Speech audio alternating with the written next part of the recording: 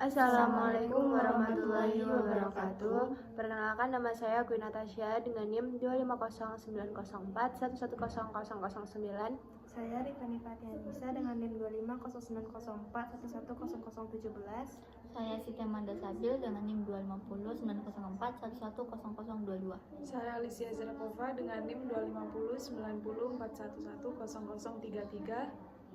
Di sini kami akan mempresentasikan mengenai fisika termal dalam keseharian, yaitu memahami dasar dan aplikasi transfer energi panas. Yang pertama, apa itu kalor? Kalor adalah energi panas yang berpindah dari benda yang bersuhu lebih tinggi ke benda yang bersuhu lebih rendah. Didefinisikan dari struktur atom. Yang pertama, merujuk pada susunan dan jenis atom yang menyusun suatu bahan, mempunyai peran dalam perpindahan kalor atau konduksi. Yang pertama, logam berkonduktor baik, yaitu logam yang memiliki banyak elektron bebas atau free elektron yang tidak terikat pada inti atom tertentu. Ketika dipanaskan, elektron-elektron ini bergerak sangat cepat dan dapat membawa energi kalor ke seluruh bahan dengan efisien. Perpindahan kalor pada logam didominasi oleh pergerakan elektron bebas. Yang kedua, non-logam atau isolator atau konduktor buruk. Non-logam tidak memiliki elektron bebas dalam jumlah banyak. Perpindahan kalor terjadi melalui getaran atom, lattice vibration. Proses ini jauh lebih lambat dan kurang efisien.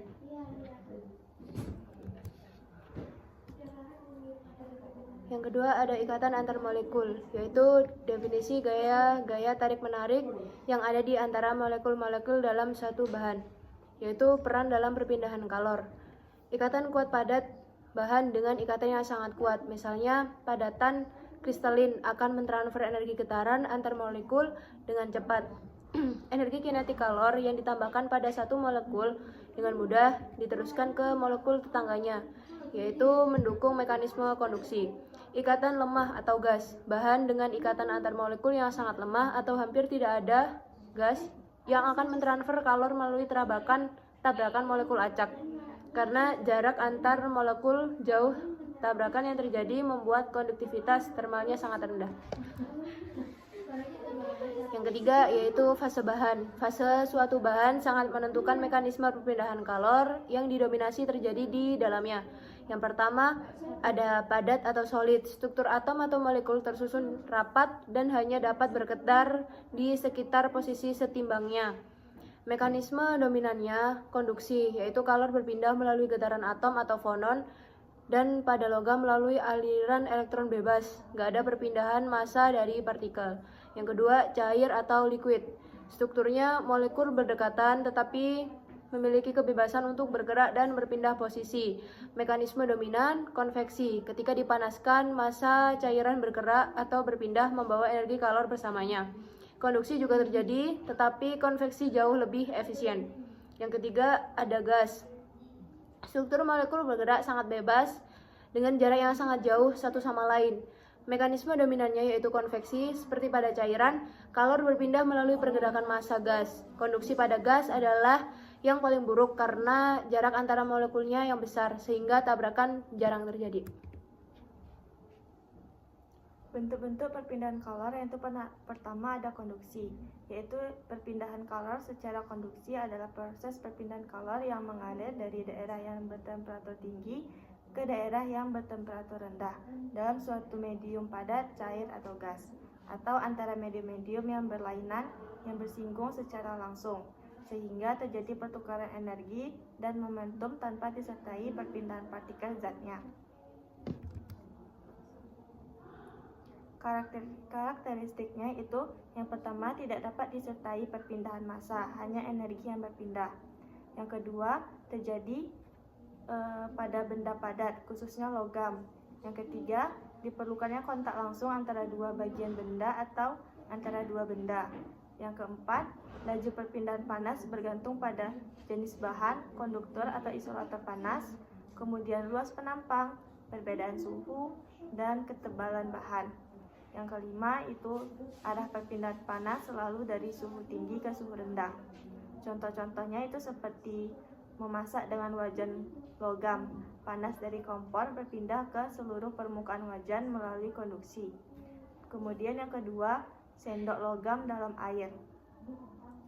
Panas ujung sendok yang dipegang ikut panas karena kalor merambat melalui logam. Yang ketiga, setrika listrik. Panas dari elemen pemanas berpindah ke plat logam setrika, lalu ke pakaian. Keempat, pipa logam pemanas. Panas dari air panas di dalam pipa menyebar ke seluruh pipa melalui konduksi. Dan yang terakhir, tembok rumah yang terkena sinar matahari. Panas merambat dari sisi luar ke dalam dinding. Kemudian yang kedua adalah konveksi. Konveksi adalah proses perpindahan panas yang terjadi akibat gerakan massa zat, biasanya fluida seperti udara atau air. Berbeda dengan konduksi, panas mengalir melalui benda padat tanpa perpindahan zat. Dan radiasi, panas perpindahan melalui gelombang elektromagnetik. Konveksi selalu melibatkan aliran fluida.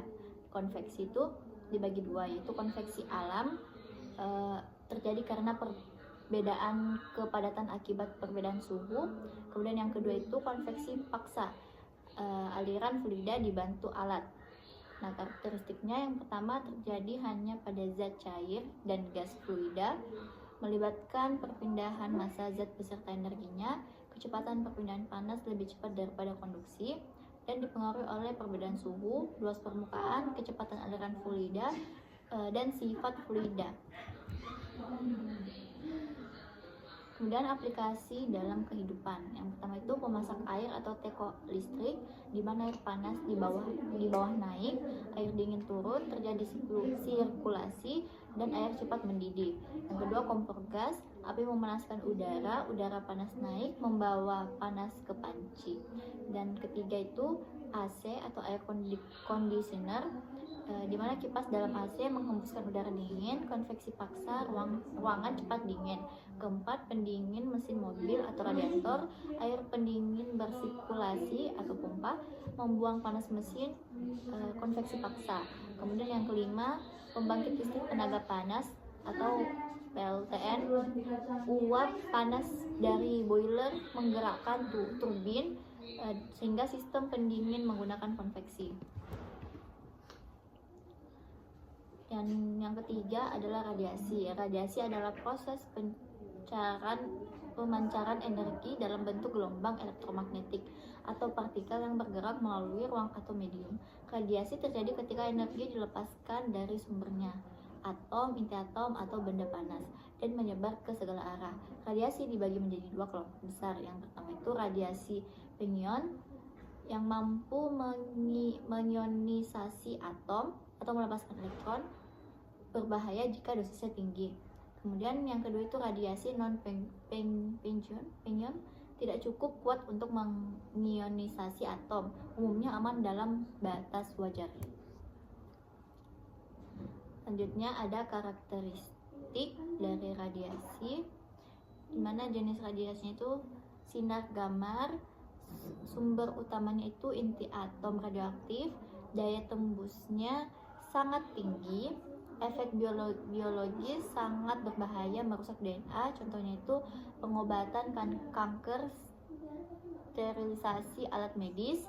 Kemudian ada sinar X, sumber utamanya itu tabung sinar X, terus daya tembus tinggi, lalu efek biologis dapat menyebabkan kanker jika berlebihan, contohnya itu fotoronsen atau CT scan. Kemudian partikel alfa, sumber utamanya puluhan uranium radium, daya tembus rendah sekali. Efek biologisnya sangat berbahaya jika tertelan atau terhirup, contohnya detektor asap, dan masih banyak lagi, bisa dilihat di PPT-nya. Kemudian apa nih? Aplikasi dalam kehidupan sehari-hari. Yang pertama itu medis. Jadi 80% paparan buatan manusia berasal dari radiasi, dari sini. Yang pertama itu ada ronsen dada, ada CT scan seluruh tubuh, terapi kanker, PET scan, dan sterilisasi alat medis dengan sinar gamma. Dan kemudian itu di rumah tangga ada detektor asap, oven microwave, remote TV, lampu neon atau LED, jam glow in the dark. Dan selesai. perbandingan 3 mekanisme perubahan kalor, yaitu konduksi. Yang pertama, jika perpindahan panas melalui zat padat tanpa perpindahan partikel secara makroskopis, energi ditransfer melalui getaran atom yang saling bertumbukan. Kalau konveksi terjadi ketika perpindahan panas disertai gerak massa fluida, cair atau gas. Fluida yang lebih panas menjadi kurang rapat dan bergerak naik, sementara fluida yang lebih dingin turun, menciptakan arus perpindahan kalor. Yang ketiga, radiasi terjadi ketika panas melalui gelombang elektromagnetik tanpa medium fisik sama sekali. Ini adalah satu-satunya cara kalor dapat berpindah melintasi ruang hampa. Jadi, ketiganya sama-sama memindahkan panas, tetapi konduksi adalah yang paling lambat karena ketergantungan pada tumbukan partikel. Konveksi bergantung pada pergerakan fluida, sedangkan radiasi adalah yang tercepat karena bergerak secepat cahaya. Lalu kesimpulannya adalah kalor dapat berpindah dari benda yang bersuhu tinggi ke benda yang bersuhu rendah melalui 3 mekanisme, yaitu konduksi, konveksi, dan radiasi. Pada konduksi, perpindahan kalor terjadi melalui zat padat tanpa disertai perpindahan partikel. Energi panas mengalir dari bagian yang lebih panas ke bagian yang lebih dingin. Pada konveksi, perpindahan kalor berlangsung melalui zat cair atau gas yang bergerak akibat perbedaan massa jenis karena perbedaan suhu. Sementara itu, pada radiasi, kalor berpindah tanpa memerlukan medium perantara karena energi panas dipancarkan dalam bentuk gelombang elektromagnetik. Dengan demikian, ketiga mekanisme itu menunjukkan bahwa kalor dapat berpindah dengan cara yang berbeda-beda tergantung pada media dan proses perpindahan energinya. Sekian dari kami, kurang lebihnya mohon maaf. Terima kasih. Wassalamualaikum warahmatullahi wabarakatuh.